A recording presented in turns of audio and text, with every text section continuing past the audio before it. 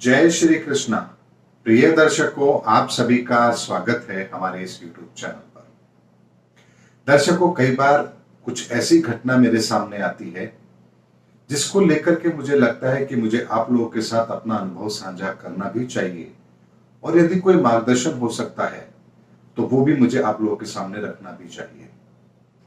दर्शकों, आज इस वीडियो के अंदर मैं एक बात आप लोगों के सामने जरूर रख रहा हूं, और वो ये कि बहुत बार ऐसा होता है कि हम इस संशय में होते हैं कि आखिर हमें कुंडली कब दिखानी चाहिए, या कुंडली का परामर्श लेने का सही समय कौन सा होता है।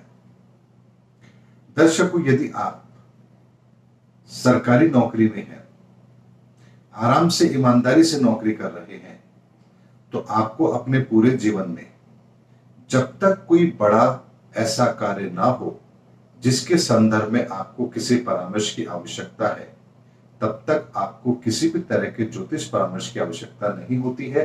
आप आराम से अपना जीवन यापन कीजिए। आपको किसी तरह की अगर कोई दुविधा होती है, कोई तकलीफ आती है, तो आप ज्योतिषीय परामर्श लीजिए। ये आपके लिए सबसे बेहतर होता है। यदि आप प्राइवेट नौकरी करते हैं, तो जब आपको अपनी नौकरी बदलनी हो, कोई मकान लेना हो, शहर बदलना हो, या कहीं कोई बड़ा इन्वेस्टमेंट करना हो, तो आपको ज्योतिषीय परामर्श अवश्य लेना चाहिए।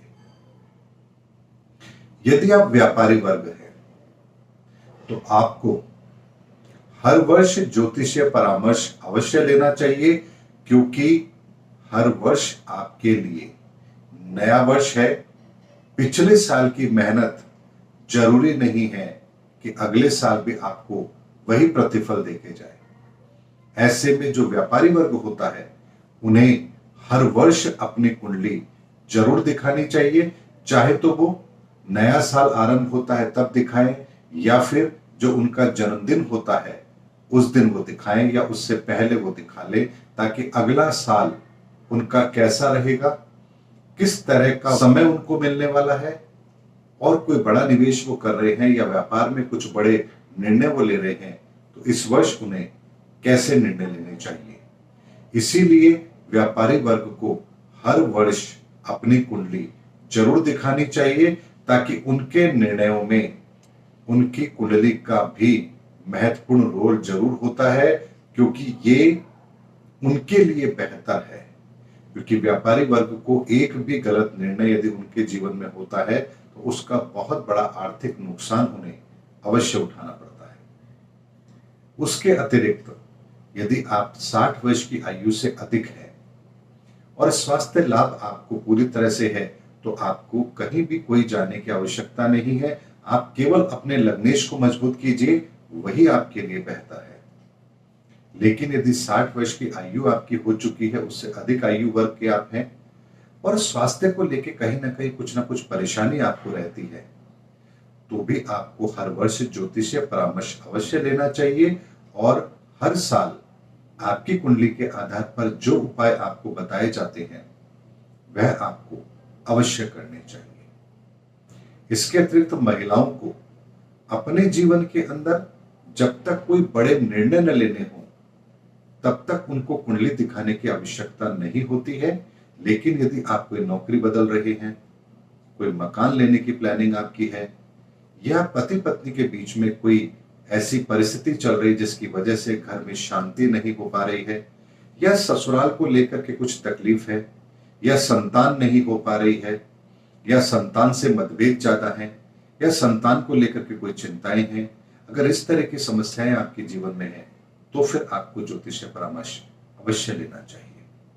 और उसके अतिरिक्त सभी जातकों को जन्म के बाद में या तो उनके माता पिता बचपन में ही उनकी कुंडली दिखा करके उनकी परवरिश कैसे करनी है, इस संदर्भ में उन्हें पूरी तरह से आश्वस्त होना चाहिए।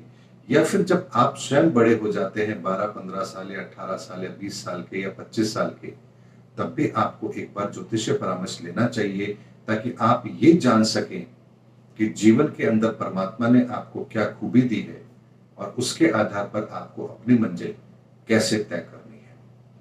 दर्शकों, आज इस वीडियो के अंदर मैंने आप लोगों को ज्योतिष के संदर्भ में कैसे आपको परामर्श लेकर आगे बढ़ना चाहिए उसके संदर्भ में एक रूपरेखा दी है। अक्सर होता यह है कि हम लोग तब एस्ट्रोलॉजर्स के पास जाते हैं जब कोई समस्या चल रही होती है, लेकिन अगर किस समय पर हमें क्या परेशानी आने वाली है या क्या महत्वपूर्ण निर्णय हमें लेना है, अगर इसका भी हम निर्धारण समय पर करें और ज्योतिषीय परामर्श लें तो हम बहुत सारी तकलीफों को कम अवश्य कर सकते हैं। और जीवन में एक बार ज्योतिषीय परामर्श अवश्य लेना चाहिए ताकि आपको अपने जीवन के अंदर एक सही दिशा मिल सके। उम्मीद करता हूं दर्शकों, आज के वीडियो के अंदर मैंने आपको एक ऐसे सब्जेक्ट पर अपने व्यूज दिए हैं और एक ऐसा मशवरा आप लोगों के सामने रखा है जो निस्संदेह आप लोगों को आपके जीवन के अंदर आगे बढ़ने में जरूर मदद करेगा। उम्मीद करता हूं दर्शकों, मेरा वीडियो आपको जरूर पसंद आया होगा। अगले वीडियो में आपसे फिर भेंट होगी, तब तक हमारे चैनल पर बने रहिए। जय हिंद, जय भारत।